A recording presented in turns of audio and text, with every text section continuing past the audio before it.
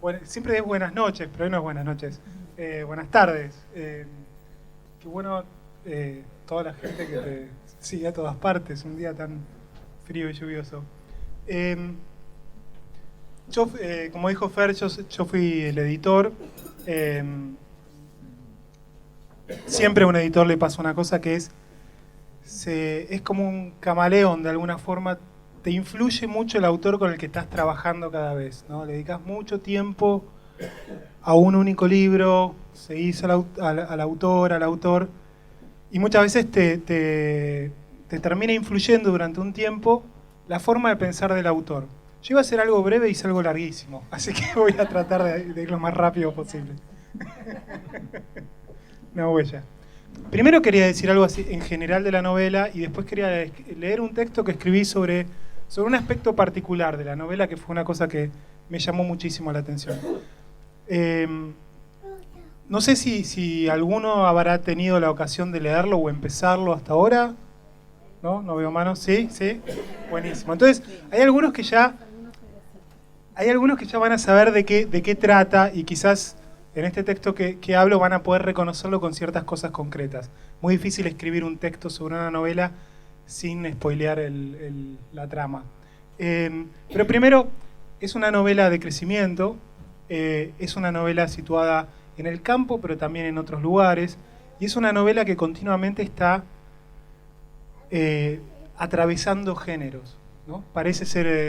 Cuando parece ser una historia de amor, empieza a ser una historia de fantasmas, y cuando es una historia de fantasmas, es una historia de fugarse por Europa, y así, ¿no? Lo cual lo hace una novela interesantísima. Es la historia de Jacinta, que crece en una estancia, y la historia de Jacinta que encuentra los diarios de su madre, y es una novela que acompaña la vida entera de Jacinta. Uno cuando termina la novela, una de las grandes virtudes que para mí tiene que tener una novela, sobre todo de semejante porte, ¿no? Es la sensación de haber vivido con Jacinta toda su vida.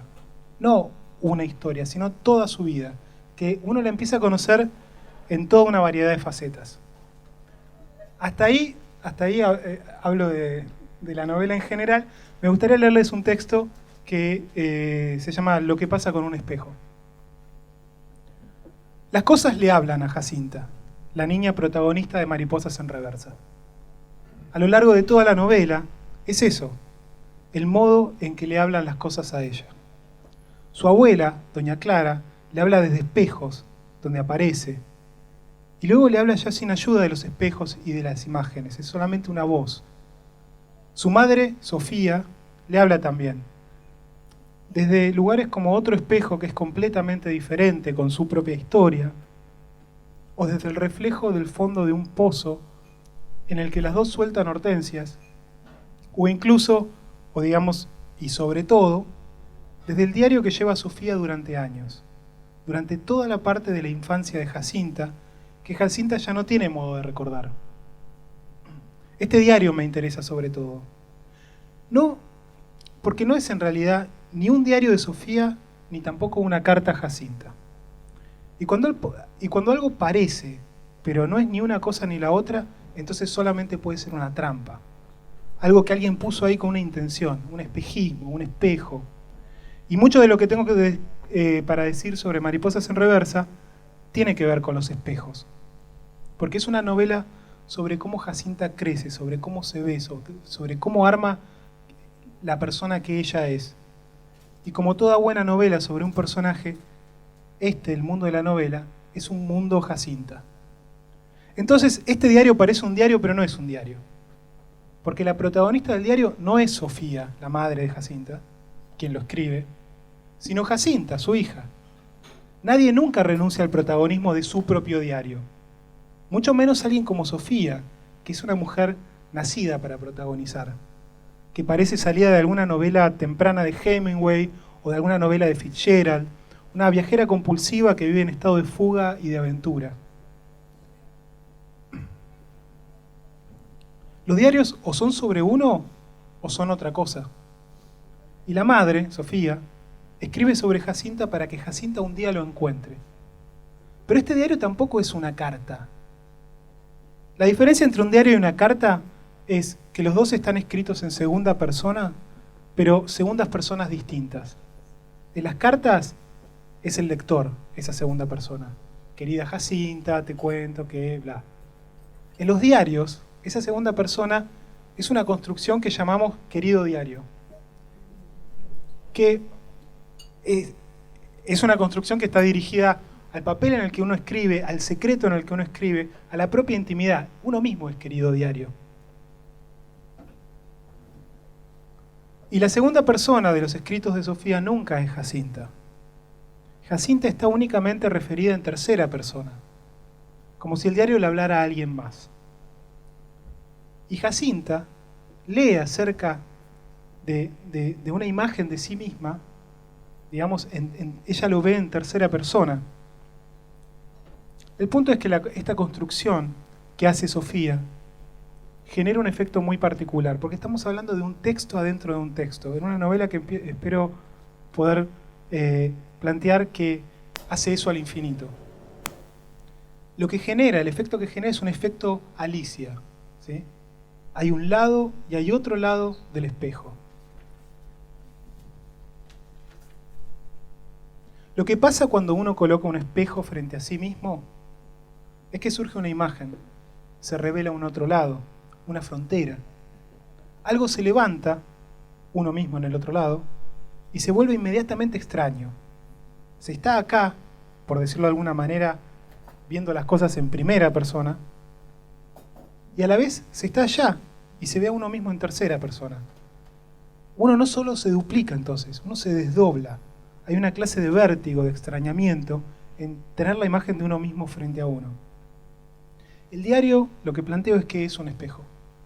Sofía fabrica este mecanismo espejo y lo deja plantado para que un día, mucho después de que ella haya desaparecido, porque Sofía sabe perfectamente que va a desaparecer, que Jacinta lo levante y se vea a sí misma y empiece a encontrar respuestas, o al menos a reformularse algunas preguntas acerca de sí misma. Y ese encuentro es lo que dispara esta novela, que arranca en dos tiempos distintos. Jacinta vive situaciones a los aproximadamente 12 años mientras se lee, espejada en sus primeros años de vida, en los diarios de viaje o en los diarios de fuga por Europa de su madre. Ahora, lo que pasa cuando uno coloca un espejo frente a otro espejo, ya es mucho más complejo. Es una puesta en abismo. El infinito se despliega sin fondo. Y la mente humana no puede realmente aprenderlo si uno no le pone un fondo de alguna clase, un tope. Y así como Alicia en las novelas de Lewis Carroll, cuyas citas concretas abren cada una de las dos partes de esta novela, que son como alas o espejos, tenemos a Jacinta espejada en cada superficie de esta novela, viéndose de niña, de adulta, de bebé, viéndose en sí misma, viéndose en otras personas, y todo a la vez.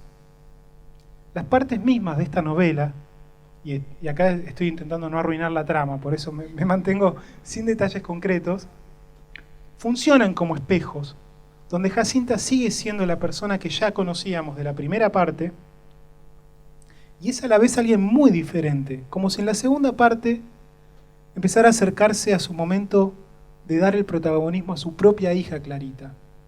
Y así, reflejando al infinito la estructura de la realidad que conoce, aunque con variaciones, y que tiene que ver con lo que heredamos de la gente con cuya presencia o ausencia crecemos. La Tierra Baldía, ese gran poema de T.S. Eliot, aparece incrustado en el centro del centro de la novela, adentro del diario que escribe Sofía en Mariposas en Reversa. La Tierra Baldía es un gran espejo, partido en 1000 astillas, que refleja fragmentos y facetas de nuestra civilización. Como poema es infinito. Y desde el interior de los diarios de su madre, Jacinta se descubre reflejada ahí también. La niña de los Jacintos, de la que habla T.S. Eliot en un momento, la niña Jacinto, Jacinta. Uno de mis versos favoritos de La Tierra Baldía apunta exactamente a esto, que es un verso medio difícil de traducir bien, o sea que fue traducido de distintas maneras muchas veces. Estos fragmentos he apuntalado contra mis ruinas, o también, desde estos fragmentos apilados, levanto mis ruinas. ¿No es ese mismo el proceso exactamente? ¿Quién es Jacinta es la gran pregunta de Jacinta, de la novela sobre Jacinta, es decir, también del lector que sigue esta novela. Esa pregunta sobre el crecimiento, la maduración, la formación sentimental de Jacinta. La respuesta se va más que construyendo, apilando, amontonando desde estos fragmentos, contra los cuales ella apuntala la realidad. El proceso es el de buscar, explorar, descartar y seleccionar los fragmentos de la realidad con los que Jacinta va a ir construyendo su propia persona frente a nosotros. De un modo más abstracto, viendo la trama desde muy lejos, esa es la actividad principal a la que Jacinta se dedica a lo largo de la novela, y que Pia Jasen-Clever desarrolla de una manera inteligente, cuidada, siempre interesante, siempre mostrando más y más facetas de ese mundo Jacinta, y empujando la historia hacia adelante y hacia adelante. Creo que una de las grandes felicidades de Mariposas en Reversa es su aparente simplicidad, que es puramente aparente. La manera en la que la complejísima construcción de espejos de esta novela nunca sale al frente a decirnos: ¿vieron que bien que escribo? Miren, sin manos. Pia hace todo eso acá, pero sin que nos demos cuenta.